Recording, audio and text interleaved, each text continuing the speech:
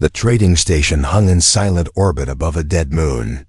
Its metal halls were cold, loud, and crowded with many races, but no one felt safe there.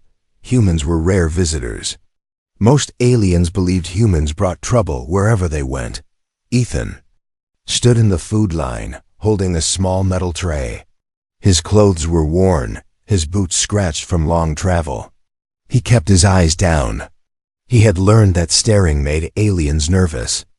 The station guards watched him closely, their weapons always ready. Food was limited on the station.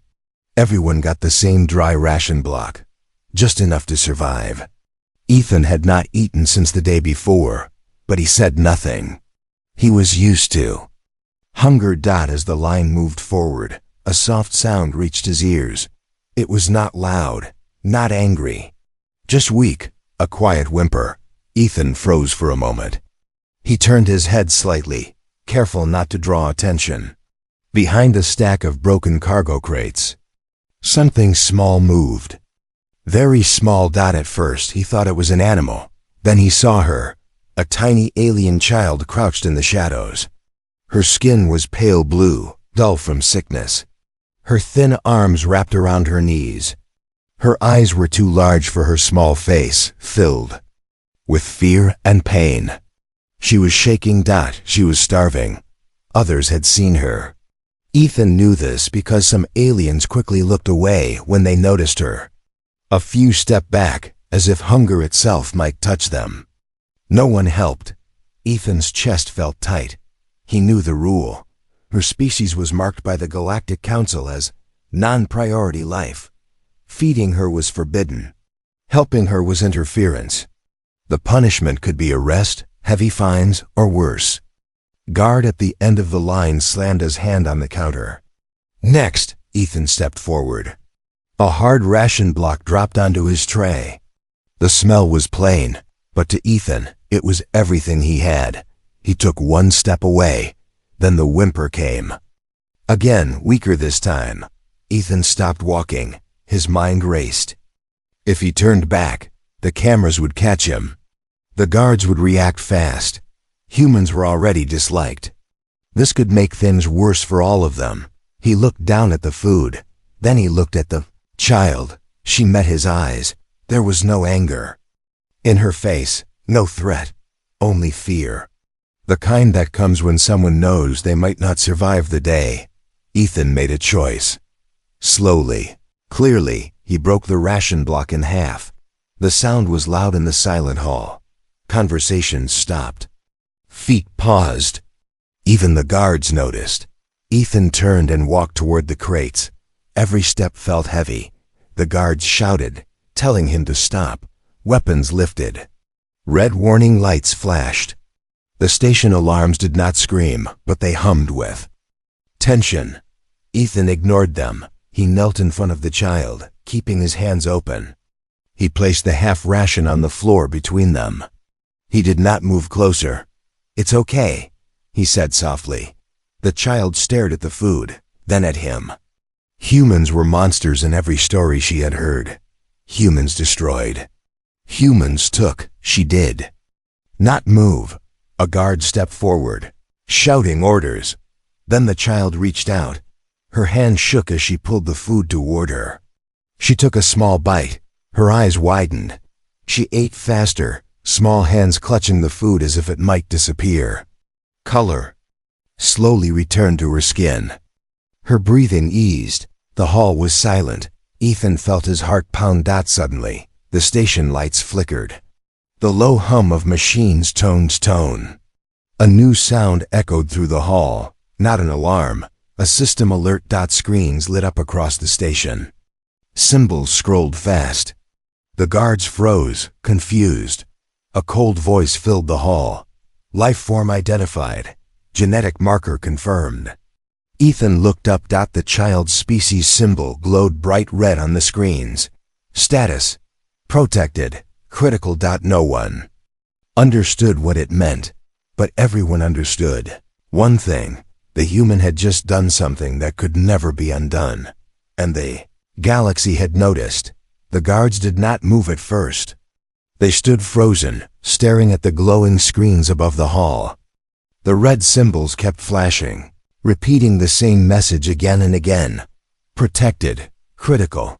No one had seen that warning in generations. Ethan slowly stood up. He kept his hands away from his body, calm, the way humans did when they knew. Weapons were pointed at them. The tiny alien child stayed close to his leg. Her small fingers wrapped around his boot, afraid he might disappear. A senior guard finally broke the silence. His voice shook. Human. Step away from the child. Ethan did not move. He looked down at her. She looked back up at him, her eyes wide. She did not understand the words, but she understood fear. When the guard stepped closer, she let out a sharp cry and pressed herself against Ethan's leg. That sound changed everything. The station's main system reacted at once. Lights along the floor turned white. The guards' weapons powered down by force. A loud mechanical click echoed through the hall as safety locks engaged. The crowd began to whisper. Some aliens backed away. Others stared in disbelief. A few looked afraid not of the child, but of what she represented. The station master appeared on the central screen. His face was old, covered in scars from many years of space travel. His eyes locked on Ethan. Human, he said slowly. Do you know what you've done? Ethan swallowed. I fed a hungry child. The station master was silent for a long moment. That child, he finally said, belongs to a species erased from the galaxy's records, a species declared lost. The whispers grew louder.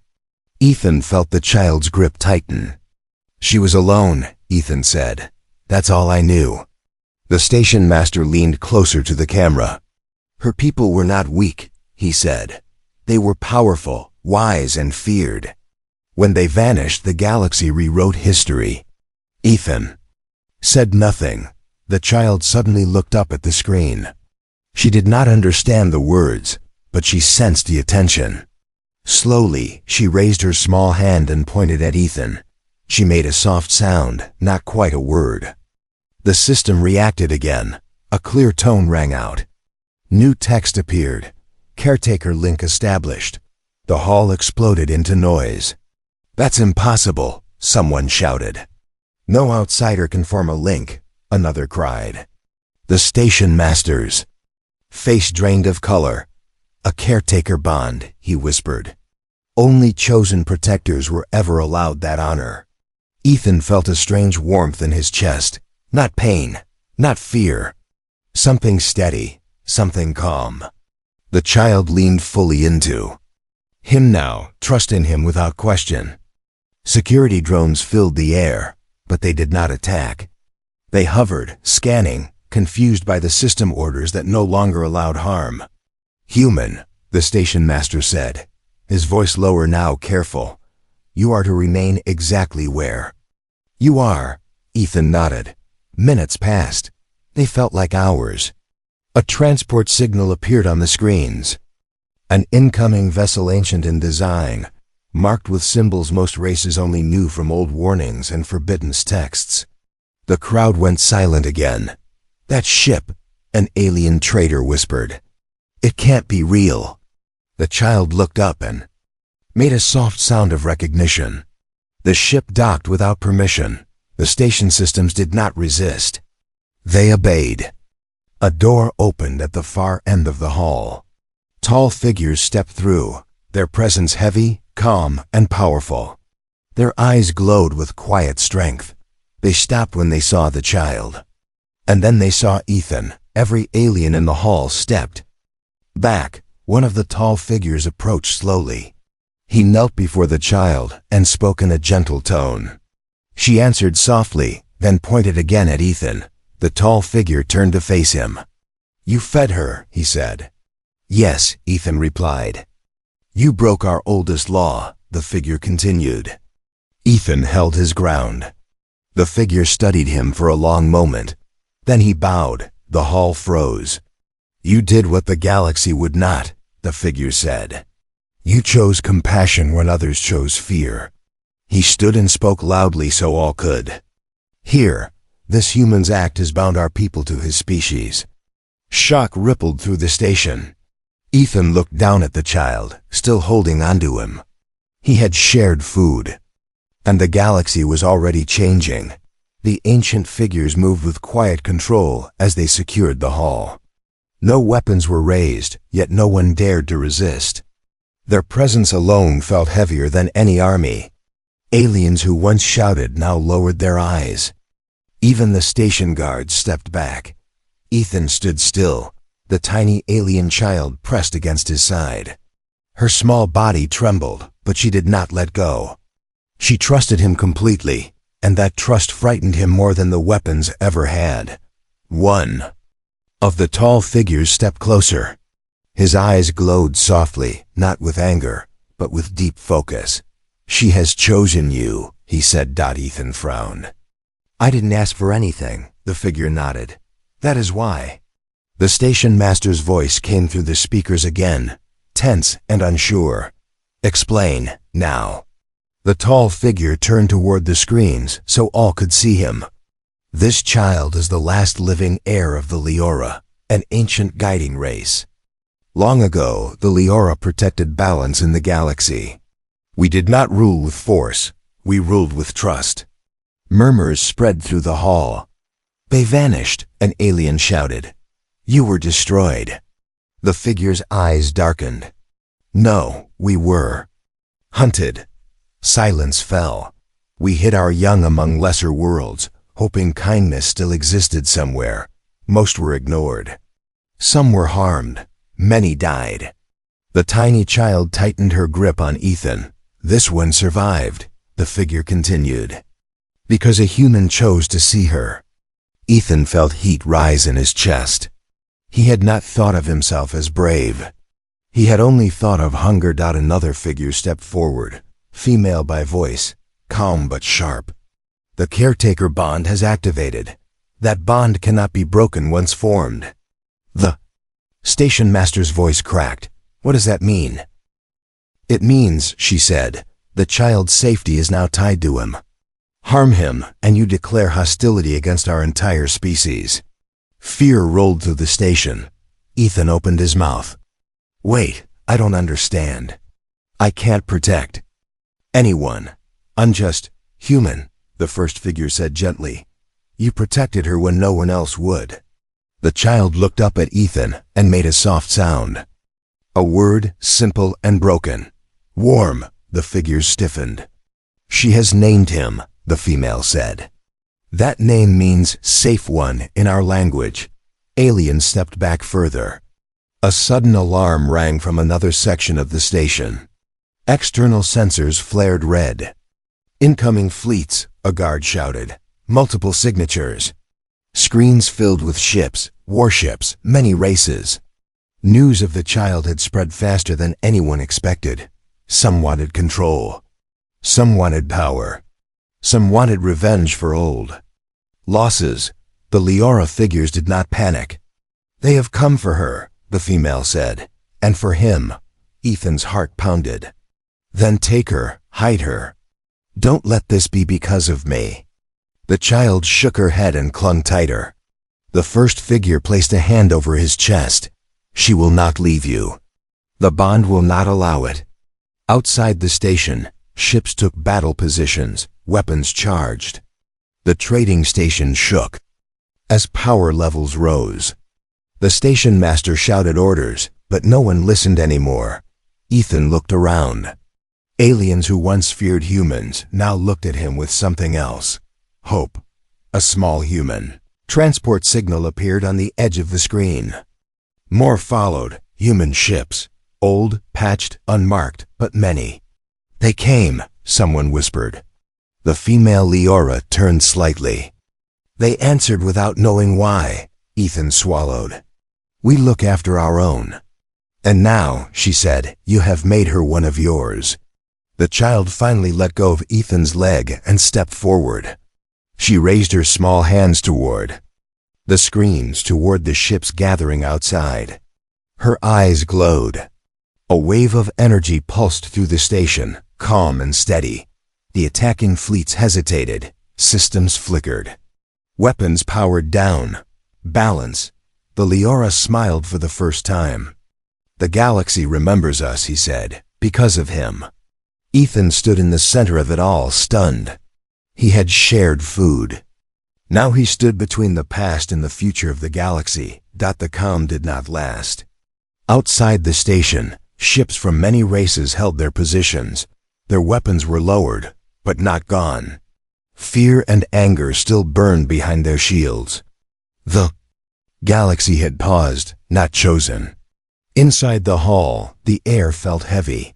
Ethan stood beside the tiny alien child, now quiet, watching the screens with wide eyes. The Leora figures spoke softly among themselves, their voices low and careful. A new voice cut through the silence. The bond must be broken. All eyes turned. A tall alien stepped forward, wearing the colors of a powerful empire. His face was sharp, his tone cold. This human has too much influence. One act of kindness does not give his species the right to shape the future. Murmurs spread. He fed a child, another voice replied. That should matter, the tall alien laughed. Emotion is not law.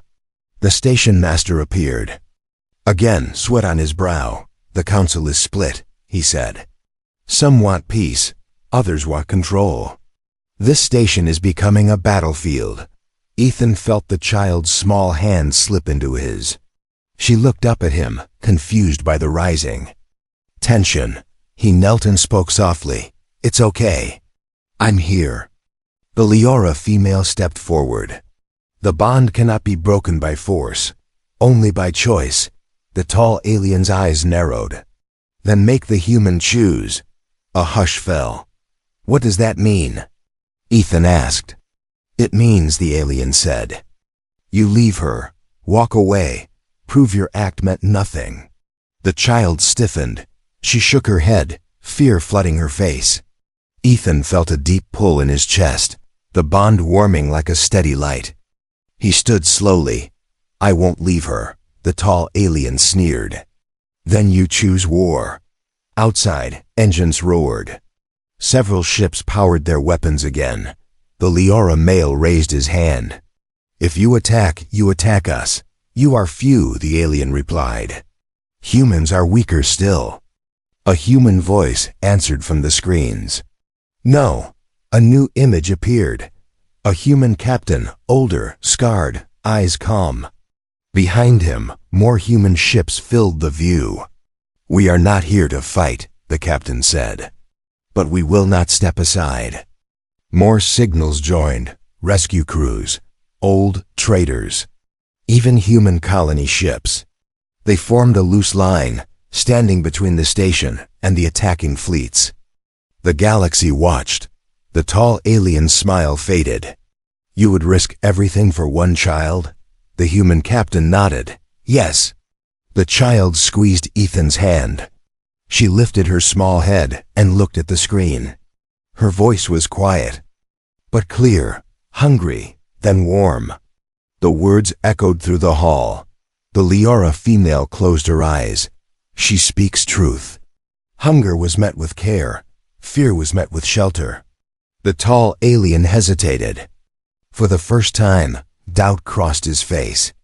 But pride was stronger. Enough, he said. Seize them. Drones surged forward. Before they could reach Ethan, the station lights changed again. Not white this time, gold. The Leora stepped. Together, hands raised. A soft wave spread through the hall. Drones froze mid-air. Weapons powered down across every ship outside. Balance returned, stronger than before. This is our last gift, the Leora male said. We will not rule again. But we will judge. He pointed at the tall alien. You chose control over care. The alien tried to speak. No sound came. The Leora turned to Ethan. You chose care without power. The gold light faded. Systems returned. Ships outside pulled back, one by one. The threat was gone.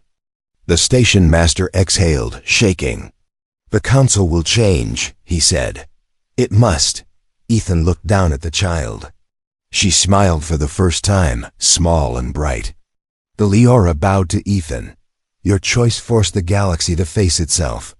Ethan shook his head. "I just shared food." The Leora smiled. "And that," he said, "is why this matters." The galaxy had tested him. And humanity had passed. The council chamber was larger than the station hall, but the tension inside it felt even heavier. Rows of floating seats held leaders from many races. Some looked angry. Some looked afraid. All of them were watching one human and one tiny alien child standing in the center. Ethan stood straight, but his hands were shaking. The child stood close to him, her small fingers wrapped around his sleeve. She felt the pressure too, even if she did not understand the words being spoken. The Galactic Council had gathered faster than anyone thought possible. "This meeting is now in session," a metallic voice announced. A tall counselor floated forward. "We are here because one human act has disrupted galactic order." Another counselor answered sharply, or corrected it. Voices rose. Screens lit up with recordings from the trading station. The moment Ethan broke his food, the child eating, the system alert. The bond, the galaxy was watching again. Ethan was asked to speak. He stepped forward slowly. "I didn't plan anything," he said. "I didn't know who she was. I just saw someone who was hungry," a counselor scoffed. "Humans always say that." Ethan looked up. His eyes were calm. "Maybe that's the problem." Silence followed. The Leora stood behind Ethan, quiet but present. Their eyes watched every reaction, every lie, every fear. One counselor leaned forward. "Human, do you understand what you started? Trade routes stopped. Fleets moved. Old treaties are breaking." Ethan nodded. "I understand that doing nothing would have been easier." The child tugged his sleeve. She looked up at the council, then raised her small hand. The room went still. She spoke slowly, using simple words she had learned from Ethan. "Cold." Alone, many passed. Images appeared on the screens without warning. Memories, the child's memories, empty stations, closed doors. Aliens turning away, hunger, fear. Some counselors looked away. "She survived by hiding," the Leora female said softly. "Your laws made her invisible." A counselor's voice trembled. "Those laws kept order." "No," the Leora replied. "They kept comfort." The child pointed at Ethan in the memory images. He stopped. The chamber felt smaller now. A new image appeared. Human records, rescue ships, aid missions, food drops. Humans helping strangers, even enemies, again and again. "These are not propaganda," the Leora male said. "These are patterns." A counselor whispered, "Why were we never shown this?" "Because fear is easier to sell than truth," the Leora answered. Ethan spoke again, quieter this time.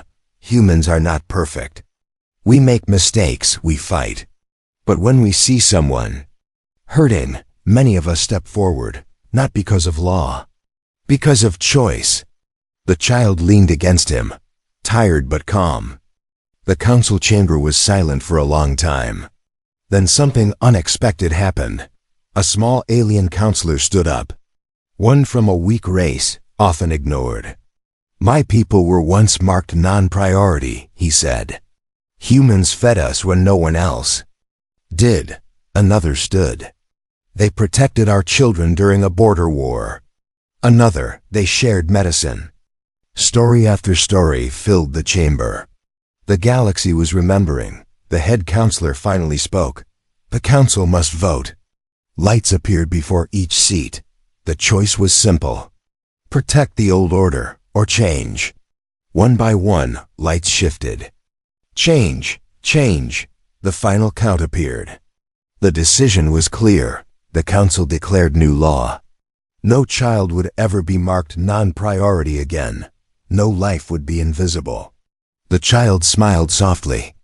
The Leora bowed their heads. Balance begins again. Ethan exhaled, a weight lifting from his chest. He looked down at the child. You did great. She looked up and said the word she knew best.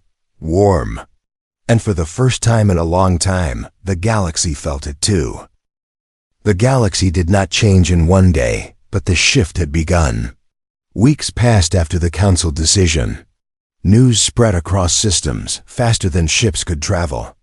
Every channel spoke about the human, the tiny alien child, and the law that ended. Non-priority life, some praised it, some feared it, some hated it. Ethan and the child were moved to a protected world. It was a quiet planet with blue skies and long fields. Human and Leora guards watched from a distance, never too close, never threatening. For the first time, the child slept without fear. Ethan sat outside a small shelter, watching her play. In the grass, she laughed softly, chasing light insects that floated in the air.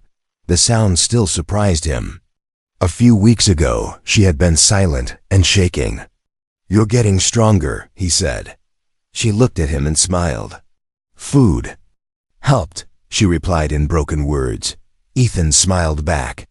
But far away, not everyone accepted the change. In dark halls and hidden stations, powerful leaders met in secret.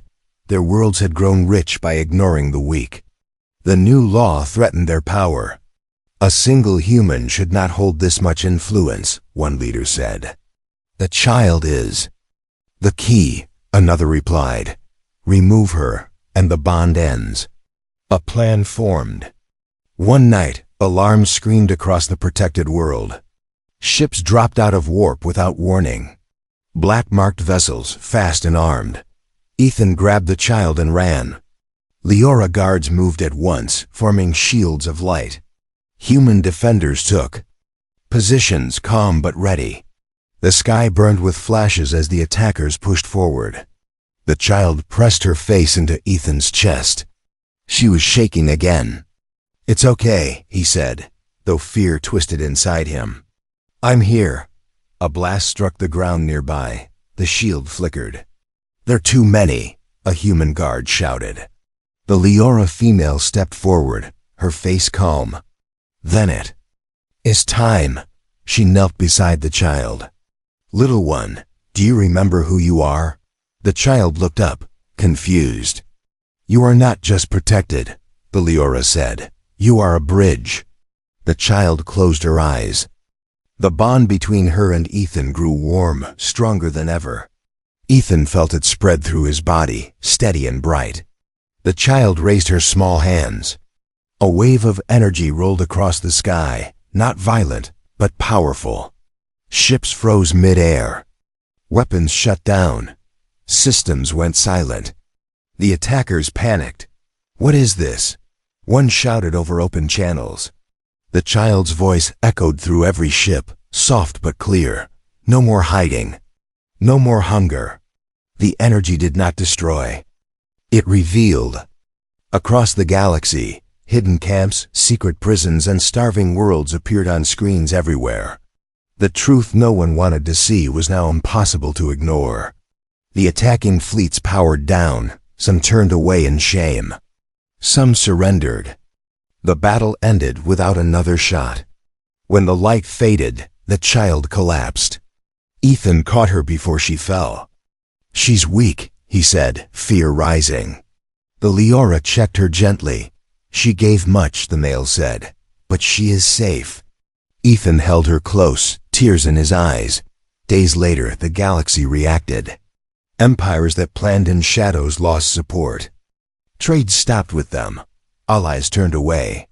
Worlds once ignored received aid. Humans were everywhere, not as rulers, as helpers. Ethan stood before the council again, this time with the child resting calmly beside him. You could lead. A counselor said, both of you. Ethan shook his head. That's not why we're here. The child looked up at the council and spoke. Share, that's all. The Leora bowed. The future does not need kings, they said. It needs courage. Ethan returned to the quiet world with the child. The galaxy was still loud, still. Broken in places, but it was watching. And this time, it was learning. Years passed and the story never faded. Across the galaxy, children learned it in schools, traders told it in markets, and travelers whispered it in quiet ships. It was not a story about war or conquest. It was a story about a moment. One human, one meal, one choice. Ethan was older now. His hair had turned gray at the edges, and his steps were slower, but his eyes were still calm. He lived on the same quiet world, far from power and noise. He never asked for statues or titles. He never accepted medals. The tiny alien child was no longer tiny. She had grown tall and strong, her blue skin bright with health. Her eyes carried both kindness and deep wisdom. She moved easily between worlds now, welcomed wherever she went. Many called her a leader, but she preferred a simpler name. Friend. She sat beside Ethan on a hill overlooking the fields. The wind moved softly through the grass. Do you remember the station? She asked. Ethan smiled. Every day. You were hungry too, she said. Ethan laughed quietly. I was. She looked at him seriously. You still shared. Ethan shrugged. Seemed right. Below the hills, ships landed gently. Not warships, aid ships, trade ships. Mixed crews from many races worked together. Humans were common now, not feared, not worshipped, trusted. The galaxy had changed its laws, but more important, it had changed its habits. No child was turned away anymore. The former empires that once ignored the weak had either changed or fallen. Not by force, but by isolation. The galaxy no longer followed those who chose comfort over care. The Leora visited rarely, but when they did, the air felt lighter. Their work was almost done. Balance no longer needed guardians. One evening, the sky filled with lights. A gathering was called, not by command, but by request. Leaders, workers, and children came together on the quiet world. The grown child stood before them. She did not wear crowns or symbols. She spoke simply. We feared humans, she said. We feared each other. Hunger taught us to hide. Power taught us to turn away. She looked at Ethan. One human did not turn away. She faced the crowd again. He did not ask who I was. He did not ask what I could give. He saw hunger and answered it. Silence followed. That choice spread. She continued. From one station to many worlds, not because of law. Because of example. Ethan felt uncomfortable with the attention. He shifted his weight. I am not special, he said, his voice carrying through the field. Anyone could have done it. The grown child smiled. That is why it matters. The crowd understood. A small human child stepped forward, holding a ration pack. She offered it to an alien child beside her. The adults watched, stunned. Then another child did the same. And another. Ethan felt his throat tighten. The Leora watched from the edge of the gathering. The female spoke softly. The lesson has learned itself. As night fell, lights rose into the sky, not in honor of a hero, but in memory of a choice. Ethan sat again on the hill, tired but peaceful. The grown child joined him. The galaxy calls you the one who changed everything, she said. Ethan shook his head. The galaxy changed itself, she nodded. Because someone showed it how. The wind carried laughter from below. Ethan closed his eyes. He had shared food. The galaxy had shared its future, and that was enough.